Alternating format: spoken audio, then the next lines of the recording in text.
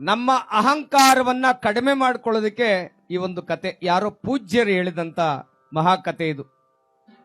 ನಮ್ಮ ಅಹಂಕಾರವನ್ನ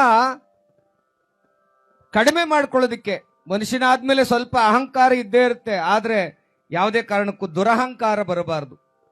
ದುರಹಂಕಾರ ಬಂದ್ರೆ ಆ ಮಾನವನಿಗೆ ಸಾವು ನಿಶ್ಚಿತ. ಅಂದ್ರೆ ದೇಹದ ಸಾವಲ್ಲ, ಆತ್ಮದ ಸಾವೇ ನಿಶ್ಚಿತ ಅವನಿಗೆ. ಯಾರೋ ಒಬ್ಬ ಶ್ರೀಮಂತ, ಸಾವಿರಾರು ಕೋಟಿ ದುಡ್ಡಿತ್ತು ಅವನ ಹತ್ರ. ಅವನು ಆಸ್ಪತ್ರೆಯಲ್ಲಿ ಆರೋಗ್ಯ ಸರಿ ಇಲ್ಲದೇನೆ ಮಲ್ಕೊಂಡ್ಬಿಟ್ಟ. ಮಗನಿಗೆ ಆ ಫ್ಯಾಕ್ಟ್ರಿ, ಆ ಕಾರ್ಖಾನೆಗಳು ಎಲ್ಲ ಜವಾಬ್ದಾರಿಯನ್ನು ಹೊರಿಸ್ತಾ ಅವ್ರಿಗೆ. ಸ್ವಲ್ಪ ಗಮನವಿಟ್ಟು ಕೇಳಿಸ್ಕೊಳ್ಳಿ.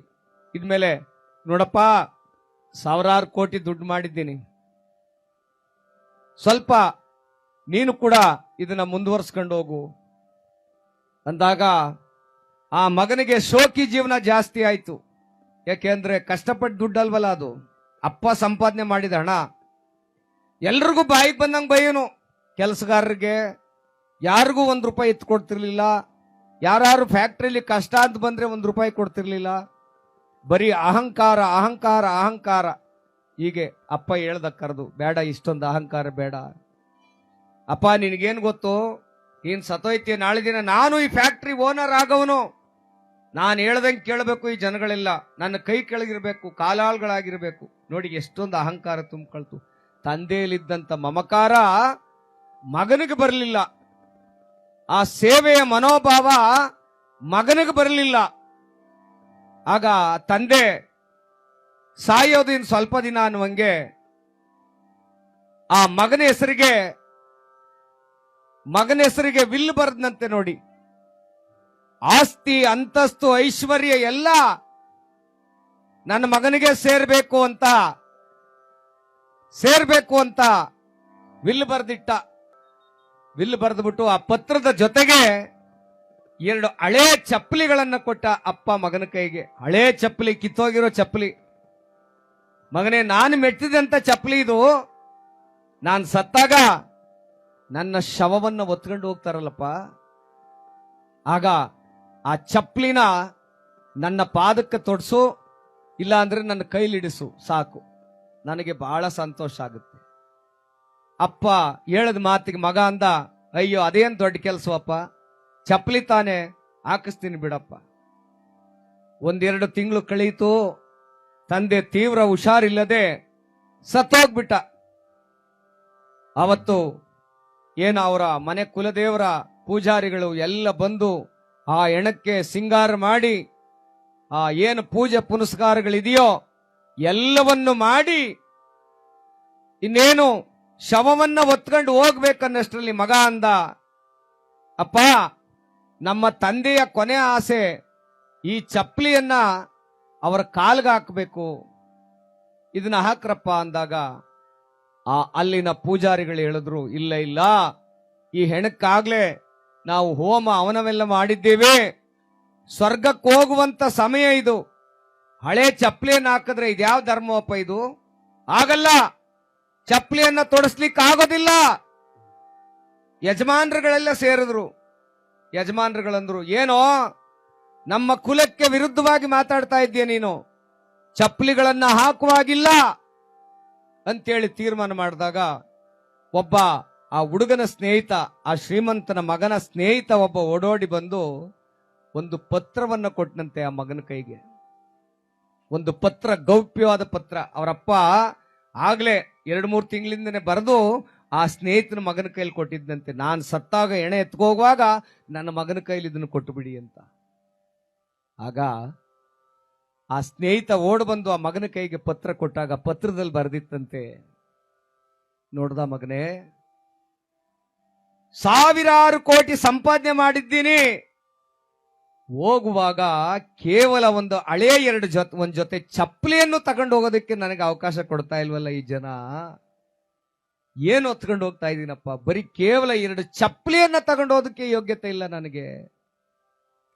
ನಿನ್ನ ಅಹಂಕಾರವನ್ನು ಇವತ್ತೇ ಬಿಡು, ನೀನೇನು ಹೊತ್ಕೊಂಡು ಹೋಗಲ್ಲ, ಬಡವರಿಗೆ ಒಂದಷ್ಟು ದಾನ ಮಾಡು, ಹಸಿದವರಿಗೆ ಅನ್ನ ಹಾಕು, ಕಣ್ಣೀರಾಗಿ ಬಂದವರಿಗೆ ಕಣ್ಣೀರು ಒರೆಸು. ಬಡವರು ಬಗ್ಗರ ಬಗ್ಗೆ ಕಿಂಚಿತ್ತು ಕರುಣೆ ಇರಲಿ, ಅಹಂಕಾರ ಬೇಡ ಅನ್ನುವಾಗ ಹಿಂದ್ಗಡೆಯಿಂದ ಒಂದು ಒಳ್ಳೆಯ ಧ್ವನಿ ಬತ್ತಾಯಿತು. ಒಳಿತು ಮಾಡೋ ಮನ್ಸ, ನೀನಿರೋದು 3 ದಿವಸ.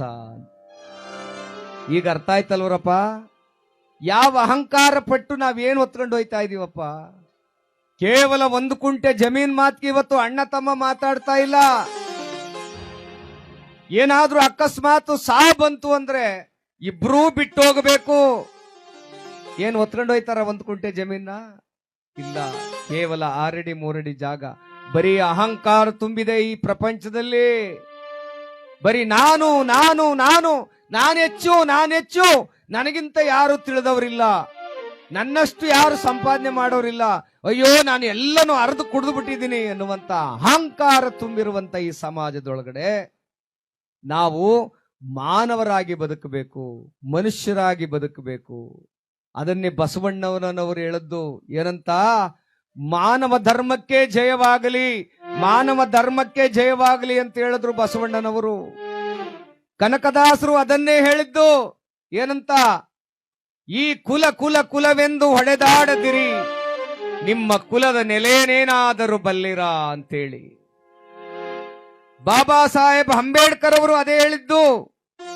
ಸ್ವಾಭಿಮಾನ, ಸಮಾನತೆ, ಎಲ್ಲರೂ ಒಟ್ಟಾಗಿ ಬಾಳುವಂತ ಅವಕಾಶ ಸಂವಿಧಾನದಲ್ಲಿ ಕೊಟ್ರು. ಹಾಗೆ ಎಲ್ಲ ಮಹನೀಯರು ಇವತ್ತು ಹೇಳೋದು ಒಂದೇ, ಮಾನವರಾಗಿ ಬಾಳೋಣ, ಮನುಷ್ಯರಾಗಿ ಬಾಳೋಣ. ಇಲ್ಲಿ ನಾನು ಮೇಲು ನೀನು ಕೀಳು ಅನ್ನುವಂತ ಭಾವನೆಯನ್ನ ಬಿಡೋಣ. ಅದಕ್ಕೆ ಆ ಒಬ್ಬ ಸಾಹಿತಿ ನಮ್ಮ ಋಷಿಯವರು ಬರೀತಾರೆ,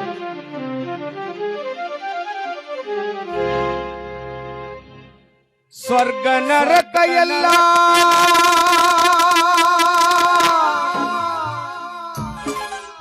ಮೇಲಿಲ್ಲ ಕೇಳೋ ಜನಕ,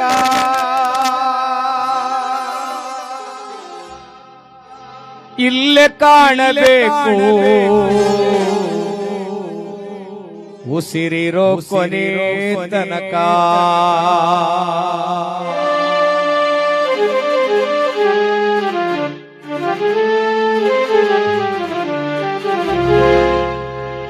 ಸ್ವರ್ಗ ನರಕ ಎಲ್ಲಿದೆ ಅಂತ ಯಾರಿಗೂ ಗೊತ್ತಿಲ್ಲ. ನಾನಿಲ್ಲಿ ಪ್ರೀತಿಯಿಂದ ಬದುಕಿದರೆ ಅದೇ ಸ್ವರ್ಗ, ದ್ವೇಷದಿಂದ ಬದುಕಿದರೆ ಅದೇ ನರಕ.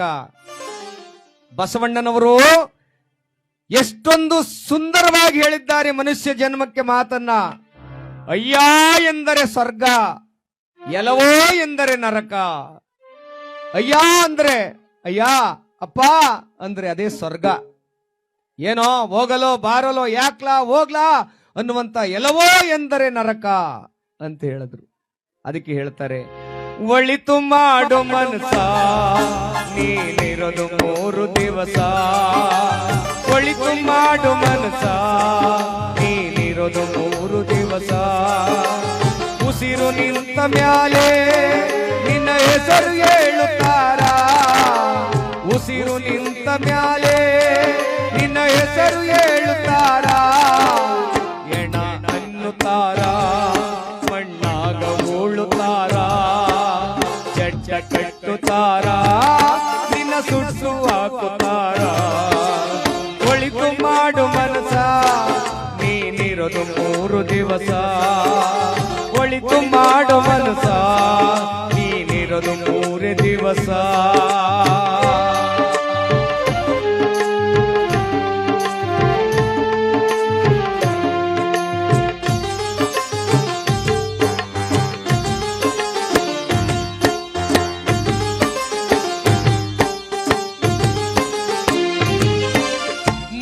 ದಿನದ ಸಂತೆ ನಗು ನಗುತ್ತ ಮಾಡಬೇಕು, ದ್ವೇಷವೆಂಬಂತೆ ನೀ ಸುಟ್ಟು ಹಾಕಬೇಕು.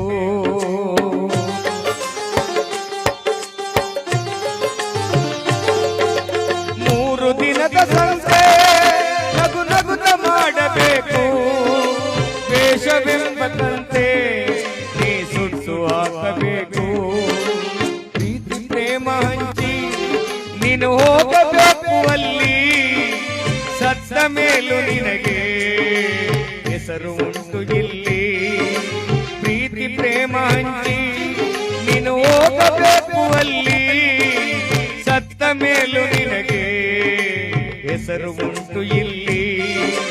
ಭೂಮಿಯಲ್ಲಿರೋದು ಬಾಡಿಗೆ ಮನೆಯಾಗಿ ಮ್ಯಾಲೆ ಹೋಗಬೇಕು ನಮ್ಮ ಸ್ವಂತ ಮನೆಗೆ.